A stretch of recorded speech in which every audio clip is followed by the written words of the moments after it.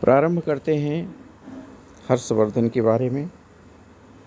अभी तक इसके विजयों के बारे में हम देख रहे थे और इसने कहाँ कहाँ विजय की उसको हमने देखा। मैप में आप आराम से देख सकते हैं। नेपाल और ये कामरूप लिखा है, इसके बगल गौड़ राज्य था। इधर आप गुजरात की तरफ मालवा राज्य देख सकते हैं, इधर सौराष्ट्र है, यहीं पर बल्भी राज्य था, इसकी विजय किया। इसके दक्षिण में जो आप देख रहे हैं ताप्ती नदी, नर्मदा नदी के नीचे, यहाँ पुलकेशिन द्वितीय का राज्य था और पुलकेशिन द्वितीय से इसका युद्ध होता है। जब बल्भी का युद्ध जीत लेता है उसके बाद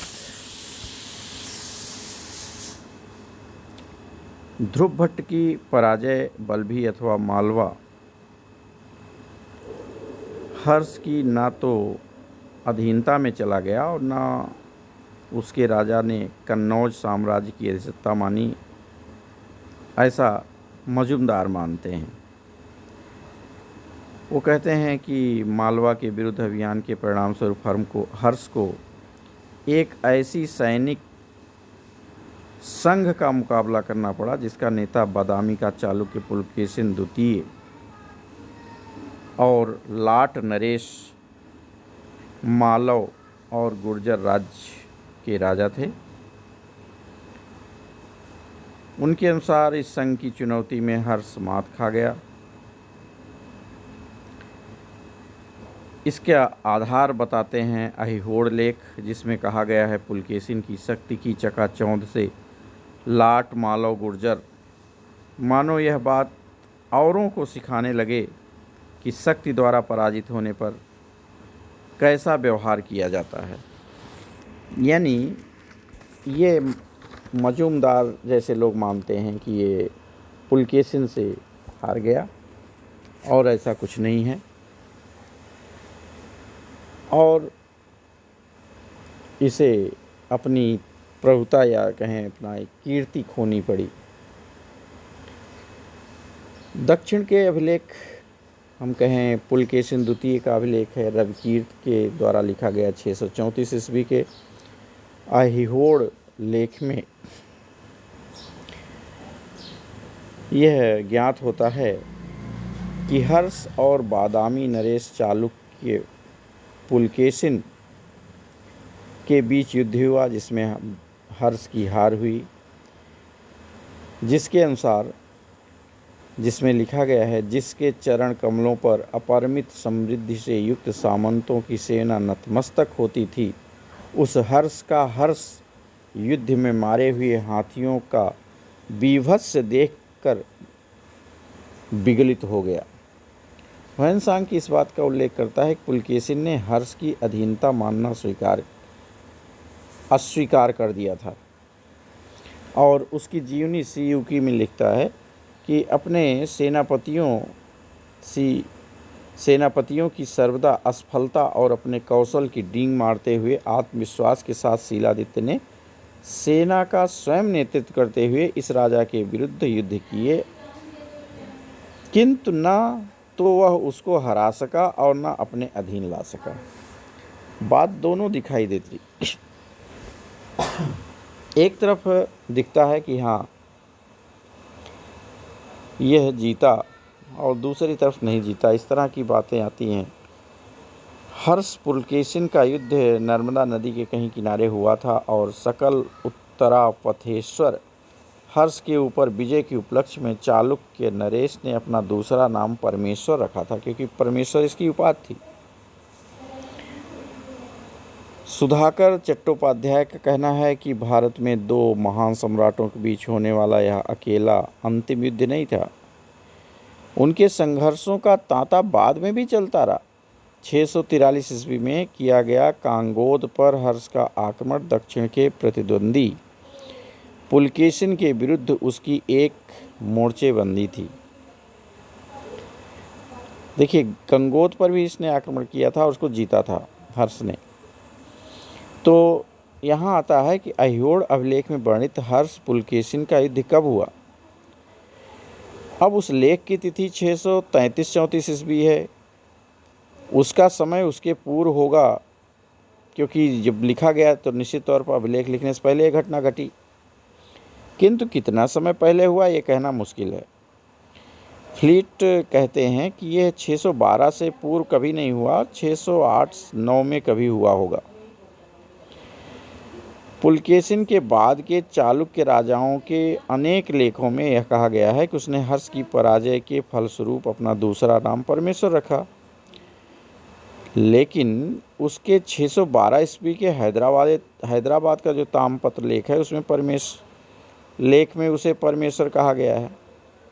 यानी परमेश्वर उसने उपाधि हर्ष को हरा करके ली हो ऐसा नहीं कहा जा सकता, या उसके पहले हराया हो तो हो सकता है इस तरह की उपाधि लिया हो। पुलकेशिन को भी माना जाता है कि लगभग 608-9 में गद्दी पर बैठा था, इसलिए ऐसा नहीं लगता कि उसने अपनी शक्ति इतनी जल्दी बढ़ा ली हो कि हर्ष से तुरंत लड़ाई करके उसे हरा दिया। हैदराबाद का जो उसका अभिलेख है उसमें शत्रु राजाओं को हराकर उसके द्वारा परमेश्वर उपाधि धारण करने की बात तो है, लेकिन हर्ष या उसके अन्य शत्रुओं का कहीं उल्लेख नहीं है, केवल हर्ष की ही बात है। जबकि वो कहता है ग्रुप यहाँ नहीं दिखाई देता, एक अकेला दिखाई देता है। 630 ईस्वी के लोहनारा से जो दानपत्र लेख मिला है उसमें भी हर्ष की पराजय का उल्लेख नहीं है। अनुमान किया जा सकता है कि हर्ष पुलकेशिन युद्ध 630-34 के बीच कभी लड़ा गया, नहीं तो लोहनारा जो दानपत्र है उसमें ही लिखवा देता। यह निश्चित नहीं हो पाया कि यह युद्ध कब लड़ा गया, लेकिन युद्ध लड़ा गया और युद्ध में यह कमज़ोर साबित हुआ माना जा सकता है। मयूर भट्ट की एक प्रशस्ति और केरल प्रांत के शिमोग जिले में गद्दे मने नामक स्थान से एक अभिलेख मिला है, जिस पर कुछ विद्वान कहते हैं कि हर्ष ने सुदूर दक्षिण की विजय की थी। इसके प्रतिपादक हैं श्रीकांत शास्त्री। उनका कहना है कि मयूर भट्ट हर्ष की कुंतल, चोल और कांची की विजयों का उल्लेख करता है, और गद्दे मने का शिलालेख अभिलेख श्री शीलादित्य के पेट्टणी सत्यांक नामक सेनापति के किसी भीतर सरदार के विरुद्ध एक युद्ध में मारे जाने की सूचना देता है, जो हर्ष ने अपनी विजय यात्रा के छोड़ा था और भयभीत होकर महेंद्र भाग गया। अब यहाँ जो महेंद्र शब्द है भाग गया, कहीं भी महेंद्र हर्षवर्धन था ऐसा दिखाई नहीं देता। हर्ष के पेट्टाणी सत्यांक नामक किसी सेनापति का भी कहीं कोई उल्लेख नहीं है। पुलकेशिन का राज्य महेंद्र वर्मा और हर्ष के अधिकार क्षेत्रों के बीच पड़ता है, इसलिए माना जा सकता है कि यह जो युद्ध हुआ पुलकेशिन के राज्य और महेंद्र वर्मा के राज्य में हुआ हो, और इसे हम वहाँ तक विजय की बात नहीं स्वीकार सकते। कोई उदाहरण नहीं मिलता कि जो हर्ष दक्षिण पर आक्रमण किया हो डायरेक्ट, इस तरह से हम इसको नहीं मान सकते। अब हम बात करेंगे कि हर्ष के साम्राज्य विस्तार की बात करें तो इसमें हर्ष के वास्तविक और प्रत्यक्ष शासन के भीतर पूरा क्षेत्र उसके प्रभाव विस्तार वाले क्षेत्र से अलग माना जा रहा है। महाराजा धीराज था और प्राचीन साम्राज्य केंद्रित रूप से संगठित या एकात्मक राज्य नहीं होते थे, बल्कि छोटे छोटे स्थानीय राज्यों द्वारा निर्मित होते थे या उनके सह अस्तित्व होते थे, जैसे हर्ष जैसे किसी बड़े सम्राट की अधिसत्ता स्वीकार करते थे। इस तरह से माना जा सकता है, कुछ तो डायरेक्ट रहे होंगे, कुछ इनडायरेक्ट में रहे होंगे। तो उसके अगर हम साम्राज्य विस्तार की बात करें तो जो पैतृक रूप में उसको साम्राज्य मिला था, वह साम्राज्य यहाँ पर आ जाता है। पूरा उसका पैतृक राज्य दिल्ली, थानेश्वर, पूर्वी पंजाब और दक्षिण पश्चिम क्षेत्र, ये सब आते हैं। प्रभाकर वर्धन ने कुछ नया नहीं जोड़ा था, लेकिन नुकसान भी नहीं हुआ था। कन्नौज राज्य की जो सीमा थी पूरे उत्तर प्रदेश तक विस्तृत थी, जो इसकी बहन की पहले सीमा थी, फिर उसके बाद ग्रहवर्मा, और ये बाद में हर्षवर्धन साम्राज्य वहाँ स्थापित करता है। तो कन्नौज राज्य की सीमा भी इसमें जुड़ गई थी हर्षवर्धन में। थानेश्वर के राज्य को जोड़ दें और इसको तो बहुत बड़ा एरिया बनता है। बांस खेड़ा, शाहजहांपुर और मधुबन आजमगढ़ के ताम्रफलक लेख से ज्ञात होता है कि ये क्षेत्र, गोंडा, बहराइच, ये सब इसमें जुड़े हुए क्षेत्र थे।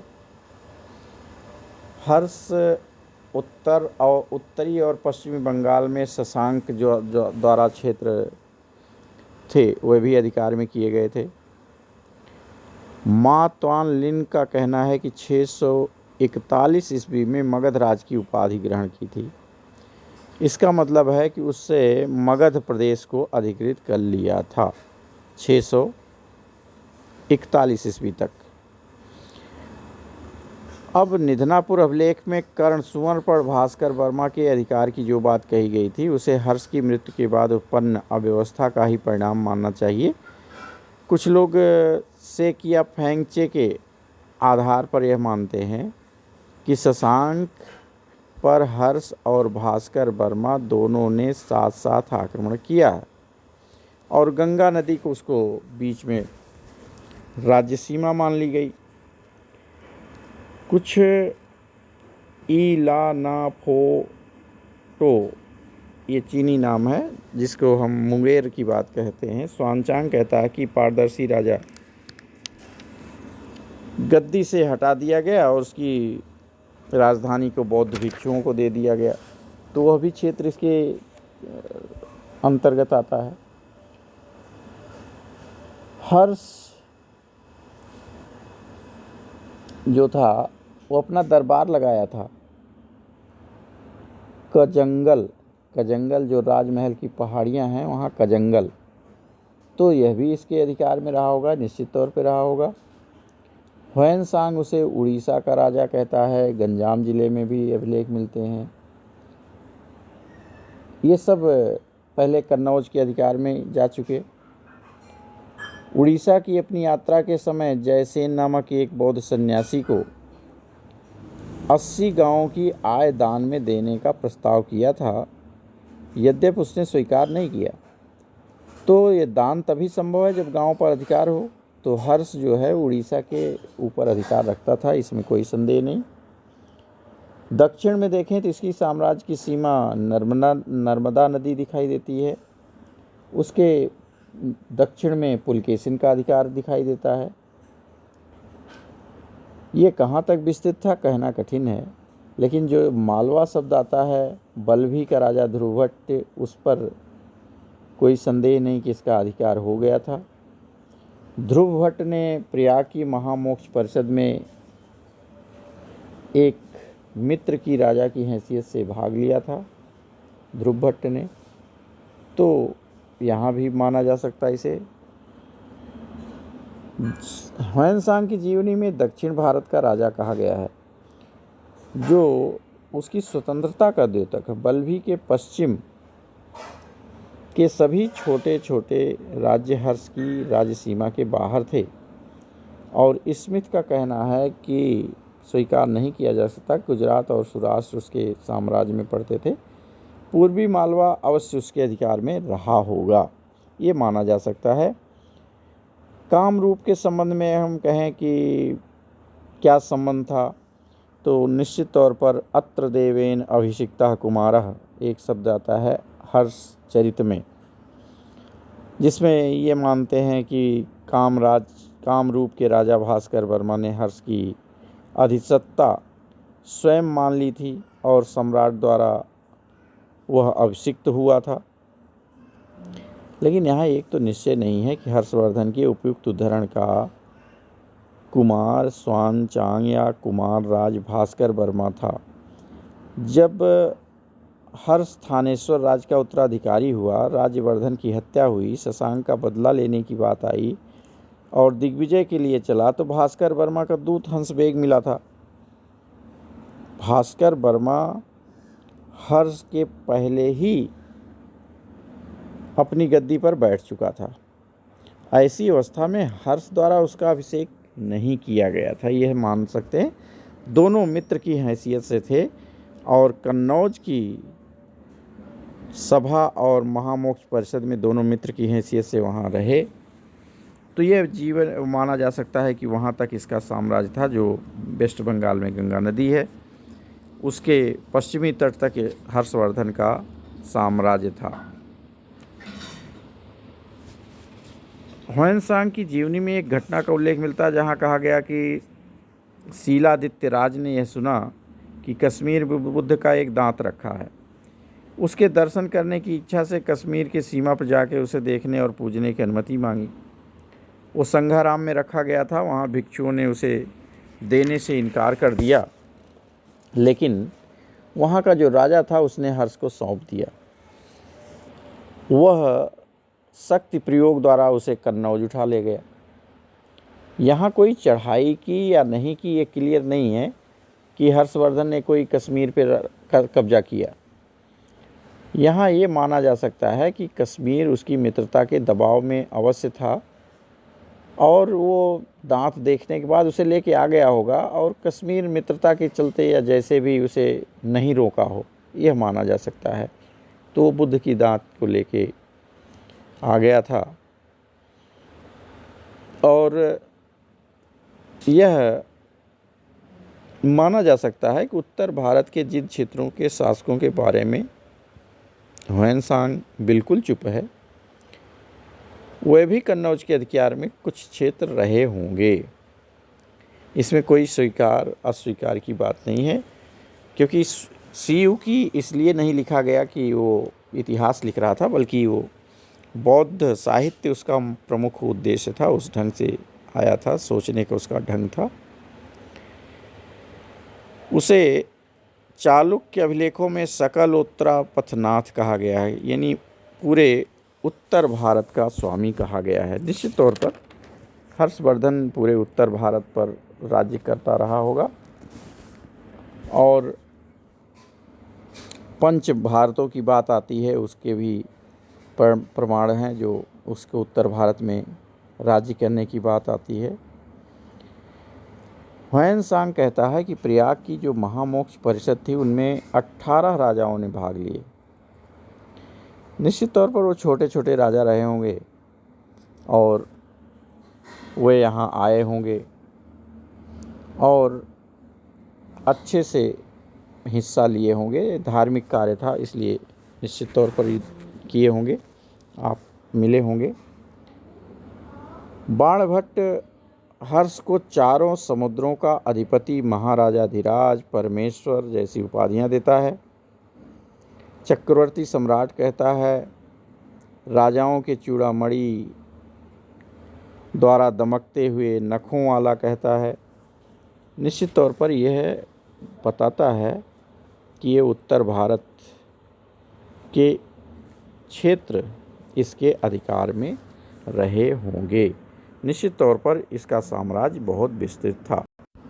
इस तरह से हम इसके राज्य के विस्तार को कह सकते हैं। पैतृक राज्य, कन्नौज का राज्य, गौड़ प्रदेश, बल्भी का राज्य और उड़ीसा का राज्य इसके अधिकार में प्रत्यक्ष रूप से रहा होगा और उसके किनारे छोटे छोटे जो थे 18 राज्य थे जो इसकी शक्ति को मानते थे और उनके कहने पर महामोक्ष परिषद में हिस्सा लिए थे। इस तरह से हम हर्ष के राज्य की सीमाओं का निर्धारण कर सकते हैं। धन्यवाद।